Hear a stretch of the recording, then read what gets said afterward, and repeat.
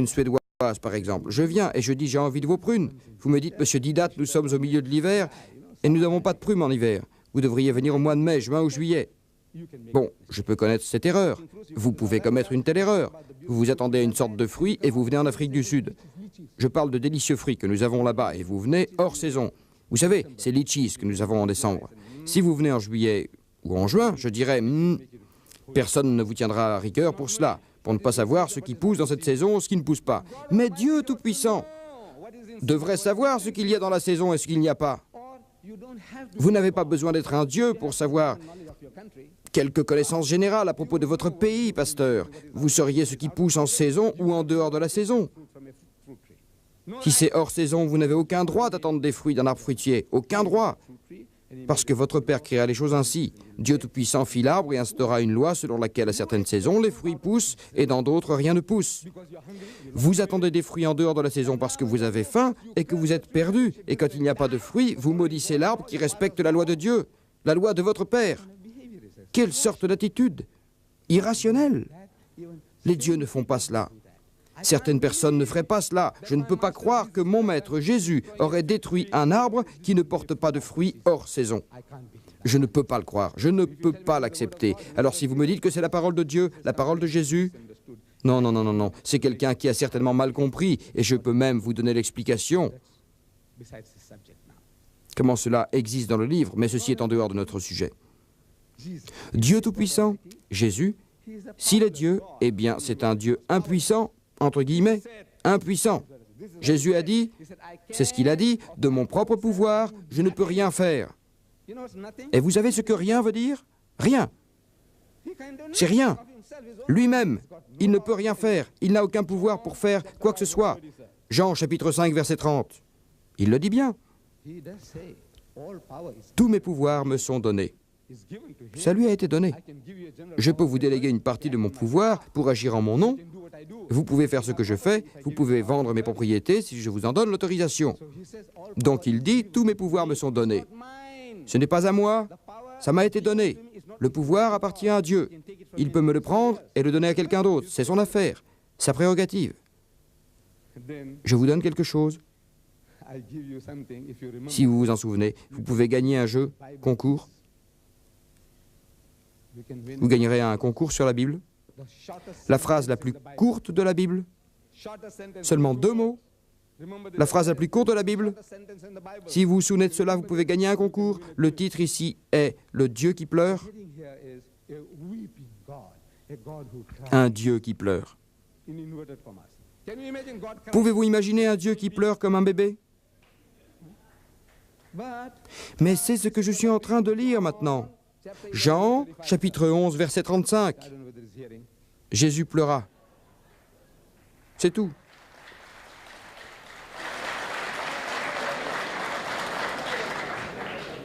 John chapter 11 verse 35. Jésus pleura. Il pleura. Savez-vous de quoi il s'agit? Lazare.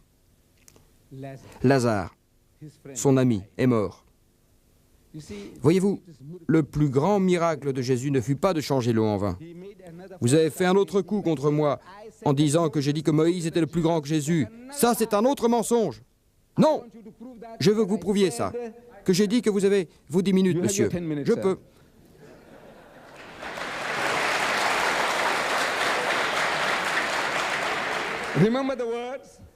Rappelez-vous les mots que j'ai dit. J'ai dit que Moïse était plus grand que Jésus. Rappelez-vous les mots. C'est ce que vous avez dit, monsieur. Alors moi, je proteste contre ça. Je n'ai jamais dit une chose pareille. Je sais que cela ne peut même pas traverser mon esprit. Je ne pense jamais ainsi. Vous parlerez comme ça. Alors, nous disons que le plus grand miracle de Jésus fut de redonner la vie aux morts. Seul Dieu peut donner la vie. Il prend la vie et il vous donne la vie. Les chrétiens disent que Jésus redonna la vie aux morts. Je vous pose la question, Jésus a-t-il dit cela? Est-ce qu'il dit qu'il a redonné la vie aux morts? Non. C'est ce que vous comprenez. Mais je vous dis qu'il n'a pas redonné la vie aux morts. Il ne l'a pas fait. Lisez Saint Jean, je ne fais que vous donner la référence. Lisez Saint Jean, lisez le chapitre. Lazare, un ami de Jésus, mourut. Il va au village et rencontre Marthe. Et l'autre, Marie. Et elles lui disent, « Maître, si tu avais été là, tu aurais pu sauver notre frère de la mort. Tu peux guérir les autres. Tu peux les guérir, pourquoi ne pourrais-tu pas sauver notre frère de la mort ?» Alors Jésus dit maintenant, si vous avez la foi, vous pouvez voir la gloire de Dieu. Vous pouvez voir la gloire de Dieu. Et il demande, où l'avez-vous caché? Alors elle le conduit au sépulcre. La tombe sur la surface du sol. Un sépulcre et non pas une tombe. Elle le conduit au sépulcre et en les suivant, Jésus gémissait. C'est ce que dit votre Bible, monsieur. Il gémissait dans son esprit. Qu'est-ce que ça veut dire? Voyez-vous, lorsqu'on pleure amèrement et que nous murmurons des mots inaudibles aux autres, nous disons que nous gémissons, que nous ronchonnons en vérité. Il suppliait Dieu. Il dit, « Oh mon Seigneur, oh mon Père, mon ami Lazare est mort, je t'en supplie, redonne-lui la vie. » Et il se dirige vers Dieu en priant, et les gens autour de lui ne peuvent entendre ce qu'il dit. Alors ils disent qu'il gémit et qu'il ronchonne. Mais il ne ronchonne pas ni ne gémit. Il prie Dieu. Et lorsqu'il est arrivé à la tombe, non, avant d'arriver, il s'arrête et dit, « Oh mon Père, je sais que tu m'as entendu et que tu m'entends toujours, tout ce que je fais. Par le doigt de Dieu, je chasse le diable, par l'Esprit de Dieu, je peux faire ces choses. Tout est Dieu, Dieu, Dieu. Dieu travaille à travers lui. Je sais que tu m'as entendu, je sais que tu m'entends toujours. À tout moment, quand je demande quelque chose, tu me le donnes. Mais pour les gens autour de moi, ces gens superstitieux, crédules, je te dis ça à cause de ces gens qui ne croient pas que je suis Dieu et que je redonne la vie aux morts. C'est pour cela que je réagis ainsi. Je l'ai dit dans l'espoir qu'ils croient que tu m'as envoyé. C'est la raison pour laquelle je te parle ainsi. » Puis il dit, « Lazare, Lazare, sors d'ici. »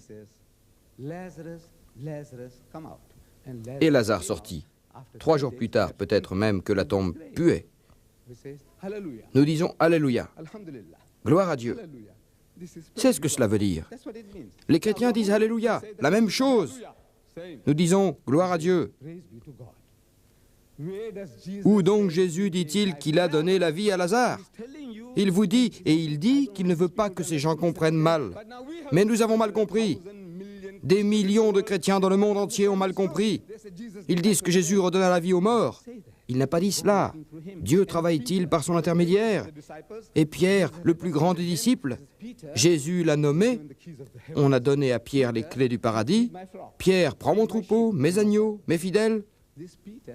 Pierre, dans le livre des Actes, dit « Vous, le peuple d'Israël, ô Jésus, s'adressant aux Juifs, écoutez ces mots. Jésus de Nazareth, un homme approuvé par Dieu, est parmi vous, par des miracles, par des merveilles et par des signes. Quel Dieu a fait tout ça? Qui l'a fait? Pierre est le Saint-Esprit qui l'inspire. Quel Dieu a fait tout cela à travers lui parmi vous? Vous le savez très bien. Qui? Dieu. Vous tournez le bouton et l'énergie est là. Vous n'avez rien mis sous tension. Ça vient du générateur.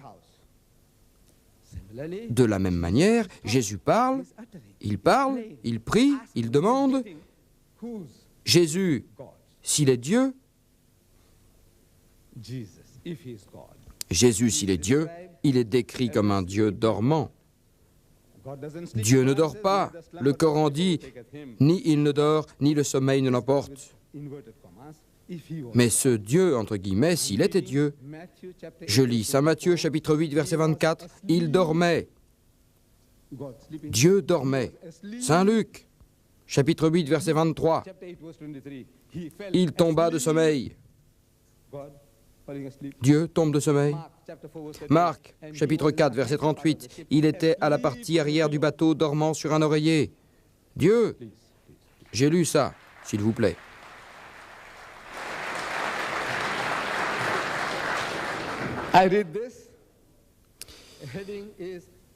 J'ai lu ça, le titre était « Dieu a soif » avec le mot « Dieu » entre guillemets. Si Jésus est Dieu entre guillemets, il dit, Jésus dit, « Je meurs de soif. J'ai soif. Dieu, j'ai soif. » Dieu est et Jésus a soif. Il a dit qu'il avait soif et qu'il boit. Moi, j'ai soif. Est-ce une qualité de Dieu? Je meurs de soif. Un Dieu qui se sent las. Dieu, entre guillemets.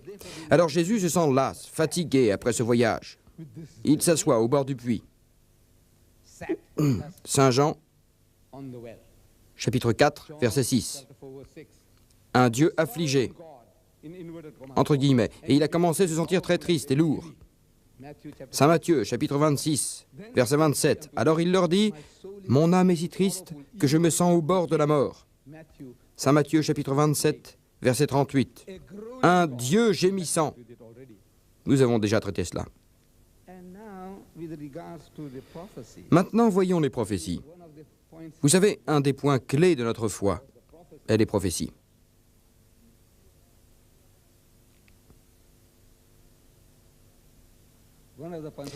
Un de nos points était les prophéties. Maintenant, quand vous considérez les prophéties,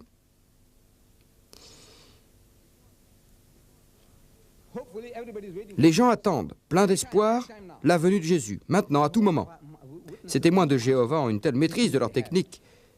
Savez-vous qu'ils ne construisent ni église, ni école, ni hôpital, ni même des orphelinats, rien.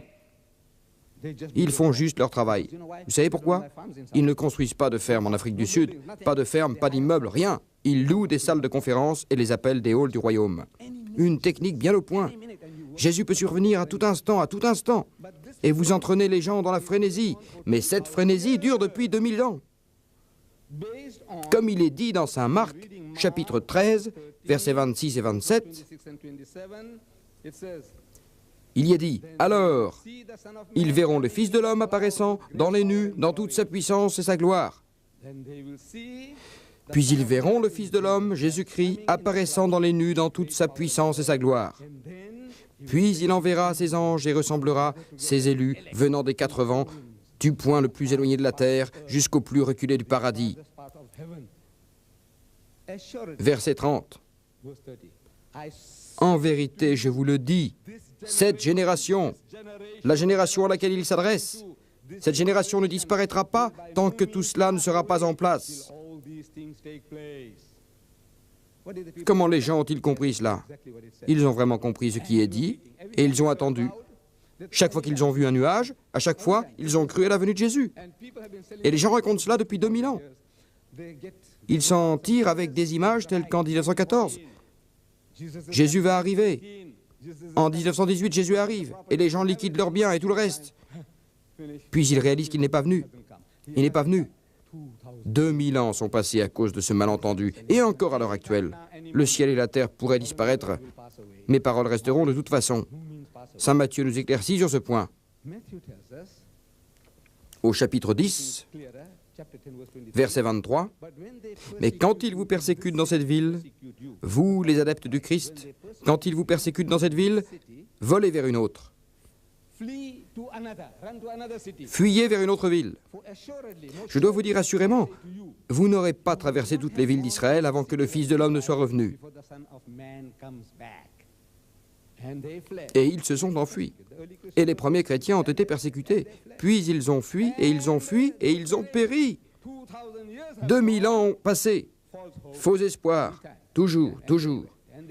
Et ils s'en sont allés, et ils ont cru. Alors, avant que nous puissions partir de Suède, nous venons de Suttenberg, et de Suttenberg dans quelle direction? Où? Et Jésus sera là, et les gens ont traversé toutes les villes, et ils sont morts, et leurs os ont pourri dans les tombes. Et il n'est toujours pas là.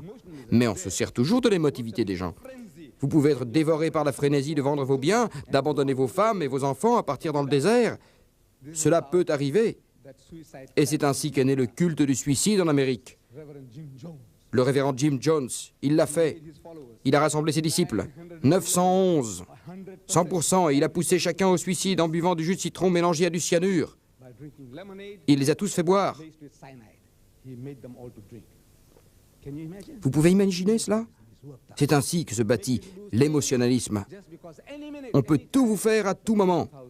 Mais, monsieur, 2000 ans sont passés et la promesse du retour n'est toujours pas tenue.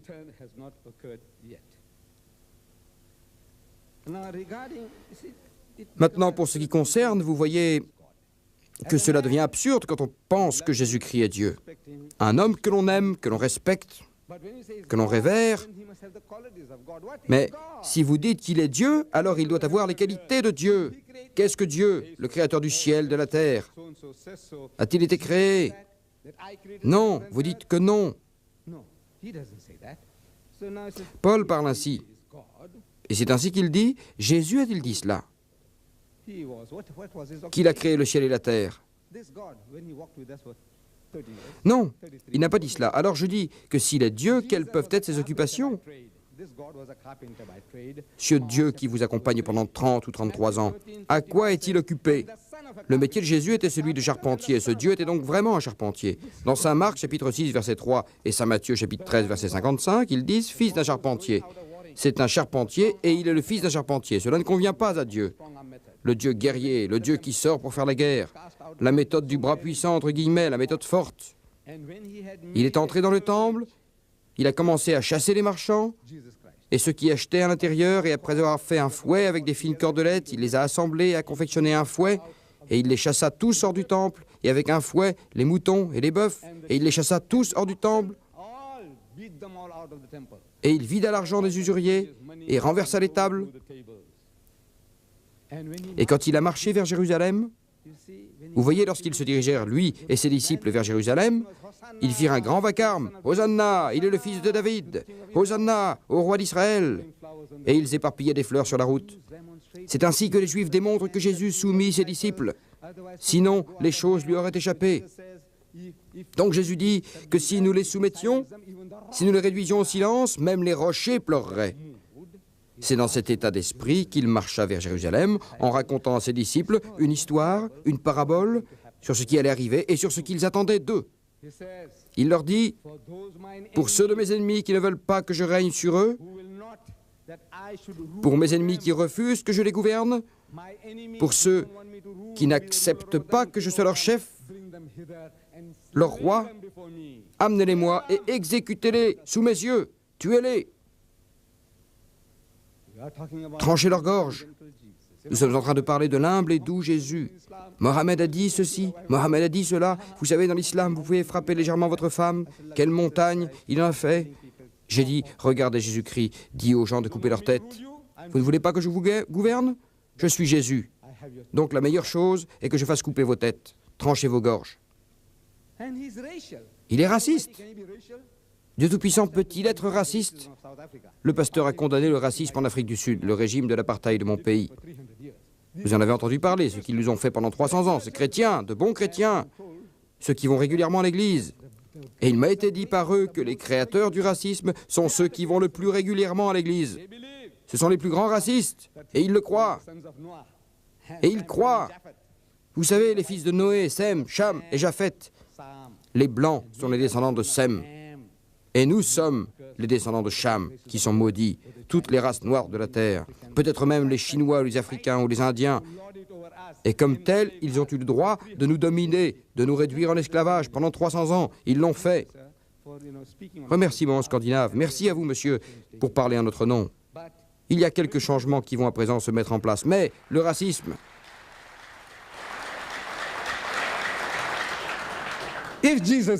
Si Jésus est Dieu, Dieu entre guillemets, ce Dieu est un juif insignifiant. Je vous lis dans l'Apocalypse, chapitre 5, verset 5, la lignée de la tribu de Juda. Jésus est de la lignée de la tribu de Juda. C'est un juif tribal.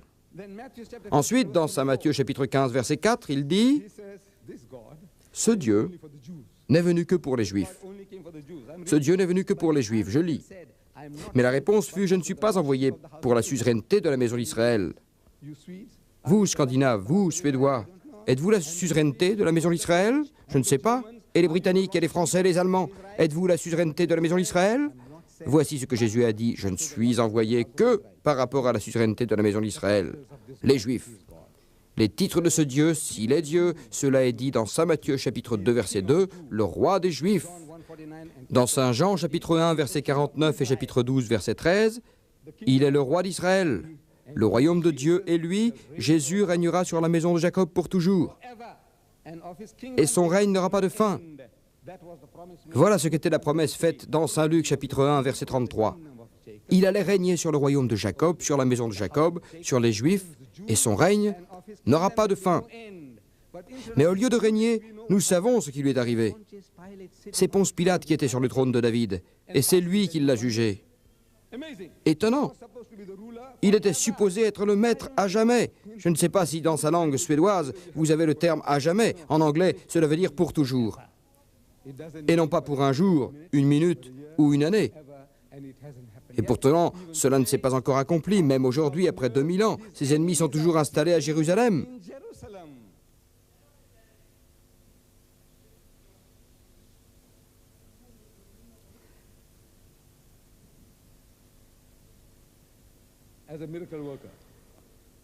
Étant faiseur de miracles, Jésus dit, beaucoup d'entre vous s'adressent à moi actuellement. Vous voyez, les chrétiens se vantent, ils exorcisent les démons qui possèdent les gens, et ils guérissent les malades, les aveugles et les lépreux. C'est ce qu'ils prétendent au nom de Jésus. Demandez à n'importe quel missionnaire au nom de qui il agit, et il vous répondra au nom du Seigneur Jésus. Comment faites-vous? Il vous dira au nom du Seigneur Jésus. Amen. Amen. Maintenant, nous voulons savoir ce que Jésus a dit à propos de vous. Vous qui faites ces miracles au nom du Seigneur Jésus. Il dit dans Saint Matthieu chapitre 27, versets 22 et 23, « Plusieurs s'adresseront à moi ce jour-là, le dernier jour. Seigneur, Seigneur, n'avons-nous pas fait des prophéties en ton nom? Et n'est-ce pas en ton nom que nous avons chassé les démons? Et en ton nom, n'avons-nous pas fait plusieurs travaux extraordinaires? Ceux-là sont les prêcheurs qui se vantent de guérir l'aveugle, le lépreux et de ressusciter les morts, même si cela s'entend au sens spirituel. Ils font cela au nom du Seigneur Jésus. Ils disent, le Seigneur Jésus dit, que dira-t-il? Il dit, je leur dirai alors, je ne vous connais pas, éloignez-vous de moi, vous qui travaillez avec iniquité. Allez-vous-en, allez-vous-en, foutaise, allez-vous-en. Étonnant. Vous avez fait toutes ces choses, sacrifiant votre vie, votre famille et toutes choses, voyageant au Pakistan, en Indonésie, en Afrique, avec la poussière, les mouches et les maladies autour de vous. Et vous avez fait tout ça, et Jésus vient vous dire, « Monsieur, éloignez-vous de moi, je ne vous connais même pas. » Je veux que vous leur expliquiez.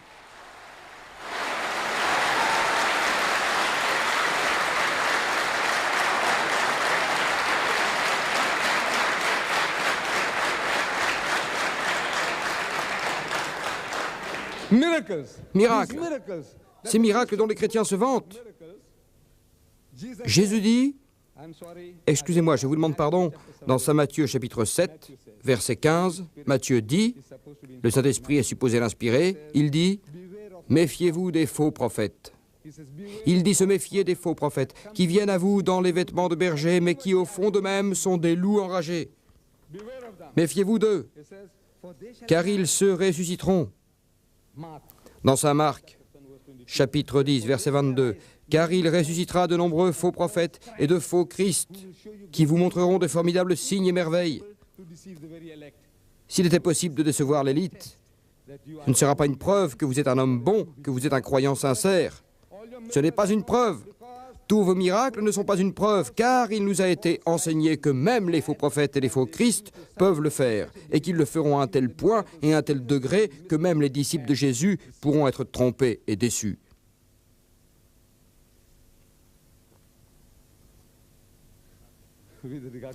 À propos de l'histoire de poison de la nuit dernière, vous voyez... Merci. À propos donc de cette histoire de poison, le jeune homme a posé une question correcte. Il se justifiait en posant une question correcte. C'était pour lui une question de foi. Vous avez la foi? Puis je voudrais une preuve. Et Jésus-Christ, si c'était lui, dans l'évangile de Saint Marc, chapitre 16, au dernier verset, le verset 17, lisez-le, lisez-le, c'est ce que vous êtes supposé faire. Mais vous savez, dans cette Bible-là, ce verset est absent. Pasteur, les versets 9 à 20 de Saint Marc sont manquants. Je ne sais pas si quelqu'un ici, vous, jeune homme, vous pouvez lire l'anglais? Non, vous ne pouvez pas. Pasteur, voudriez-vous m'aider?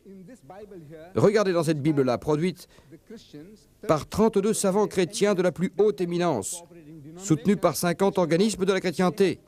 Ils ont exclu ce passage comme étant fabriqué. Les versets 9 à 20 ont été exclus. Ils ne sont pas là, dans cette Bible. Mais comme je vous l'ai dit hier soir, ils les ont introduits dans celle-là. Ils se ressemblent, mais ils les ont enlevés de là et ils les ont remis. Vous savez pourquoi? À cause de certains individus, de certains organismes ecclésiastiques. Ils les ont tant terrifiés, comme les gens essayent de nous terrifier. Quelqu'un essayait de viser le pasteur, quelqu'un m'a envoyé un télégramme, un musulman écervelé peut-être, quelques musulmans écervelés à ses yeux, quelques chrétiens écervelés. Nous avons souvent quelques fous dans toutes les communautés en Afrique du Sud. J'ai eu des coups de fil et des lettres de la part de juifs, de chrétiens, d'hindous et même des musulmans menaçant ma vie. Que dois-je faire? Ce sont les inconvénients de nos activités, ce sont les inconvénients de vos activités. Vous pouvez considérer, dans l'une des plus grandes démocraties du monde, l'Amérique, 75% des présidents des États-Unis, 75% ont été assassinés ou victimes d'attentats. Vrai ou faux? 75%. Ce sont les inconvénients de mes activités. Vous devez vous attendre à ce genre de choses. Cela ne devrait pas vous faire peur.